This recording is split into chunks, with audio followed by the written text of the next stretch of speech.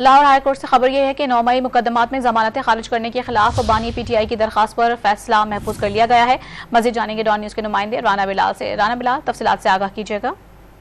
جی دیکھیں، سابق chairman P T I کی عبوری ضمانتیں لاہور کی اصلاحات دہشت گردی عدالت نے خارج کی تھیں، جسے ہائی کورٹ میں چیلنج کیا گیا تھا، اور آج اس کیس پر سماعت مکمل ہونے کے بعد لاہور ہائی کورٹ کے 2 رکنی بینچ نے سابق چیئرمین پی ٹی آئی کی درخواست پر فیصلہ محفوظ کر لیا ہے۔ جو سابق چیئرمین پی ٹی آئی کا وکیل ہے بیرسٹر سلمان صفدر، انہوں نے یہ دلائل دیے کہ سابق چیئرمین کے توشہ خانہ میں گرفتاری سے قبل عدالت میں پیش ہوتے رہے، اور کچھ ضمانتوں میں تو ان کے دلائل بھی مکمل ہو چکے تھے۔ اے ٹی سی نے عدم پیروی کی بنیاد پر ضمانتیں خارج کر دی ہیں، حالانکہ یہ ضمانتوں کو میرٹ پر سننے کے بعد فیصلہ کرنا چاہیے تھا۔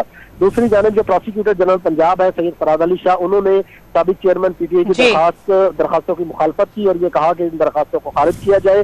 جسٹس عالیہ نیلم کی سربراہی میں 2 رکنی بینچ نے سابق چیئرمین پی ٹی آئی کی درخواستوں پر فیصلہ محفوظ کر لیا ہے۔